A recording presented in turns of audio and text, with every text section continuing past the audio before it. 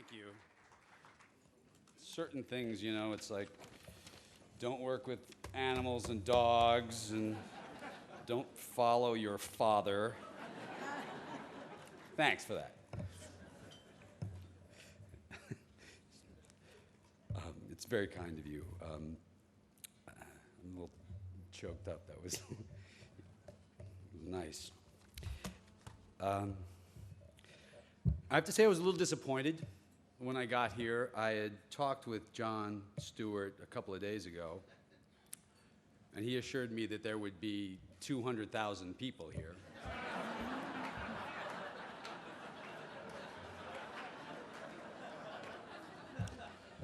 I mean, you're a nice crowd. I like you.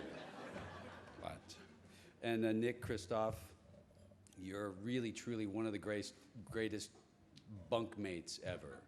You are the sexiest Pulitzer Prize winner alive. And it's a very high bar, as you can imagine. I mean that, too. To be mentioned in the same breath with Robert Kennedy is, at the very least, humbling. He proved over his short life that he was the best of us. He was right when he said that nations, like men, often march to the beat of different drummers. And still the lesson of our time is that all must march towards increasing freedom, towards justice for all. And I'd suggest that the spirit is represented well today by Robert Smith, Mark Spilker, by dozens and hundreds of people that are here tonight.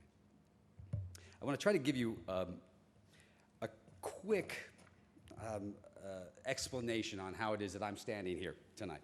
In 1968, my father took a break from doing the news, and he moved us all to Columbus, Ohio, to do a television show called The Nick Clooney Show, which was fortunate for us because his name happened to be Nick Clooney.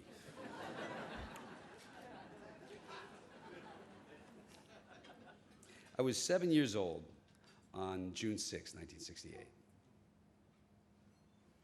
And I remember that my parents set my sister and me down to explain to us that the young senator that we were so excited about was gone.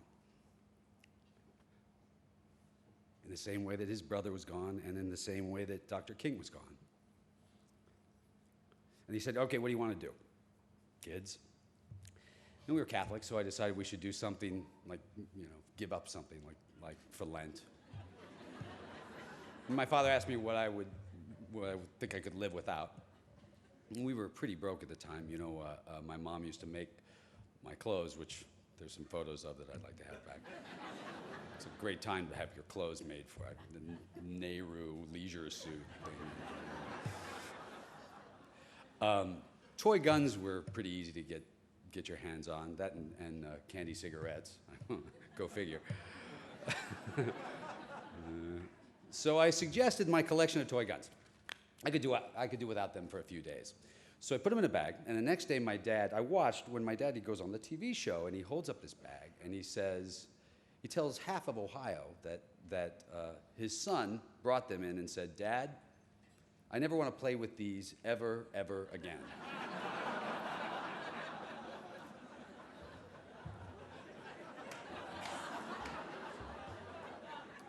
It was a great moment for everyone, except for me. I was stunned. I mean, it was never again. I was thinking a few days. I was going to go for the whole 40-day Lent thing. But, no more cowboys and Indians, no more cops and robbers, nothing. It was going to be, playing marbles and dodgeball. And the problem is what my father understood, and I was too young to, was that we had this crushing feeling that our country, that everything that we loved and cared for could be taken away violently. And it happened time and time again. And we were all hurt by that. I was pretty shook up for all the wrong reasons. So the next day, I go to school, and the teacher says to me, the teacher stands me up, and she says to the class, she tells the story, and then she says, George is he's a very good boy. And all the kids kind of come over later, and they shake my hands. And for weeks, old ladies would come up and you're a good boy. Now, being Irish Catholic and 8, and in 2nd grade, I am now racked with guilt.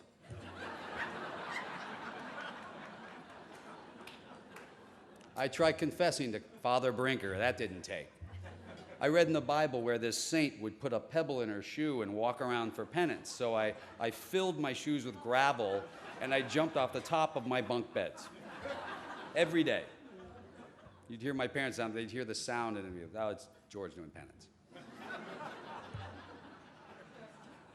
I have spent the last 40 years trying to make up for getting too much credit for doing something that I should have just done anyway.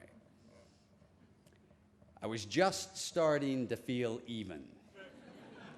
And then Ethel called.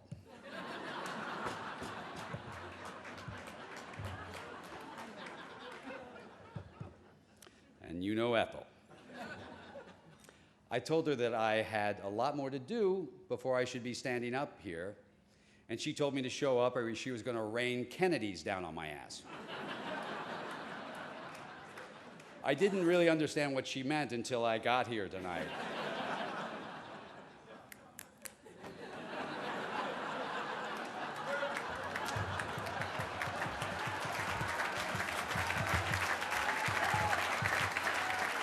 Yeah. So tonight, with this great honor and with this wonderful evening, you have now forced me into another 40 years of trying to earn this praise that I have been given tonight. I will do my best. One last thing, and I don't want to take any more of your time, but to say that we have a chance here of finding a peace deal between the North and South Sudan. A couple of million people died the last time they went to war. Senator Kerry has taken the lead, but it's being handled also directly by Secretary Clinton, by President Obama. They're personally involved. It means negotiating with people that leave a bad taste in your mouth, quite honestly. We're so close, but it has to be sustained, and that takes political will. And there is an awful lot of will right here in this room. So a phone call, an email, any message of support right now to anyone you know who's involved, anyone in the administration, any way you can do it.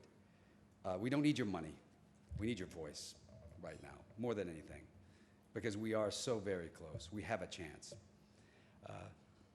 Thank you, Carrie. Thank you, Ethel. I appreciate it.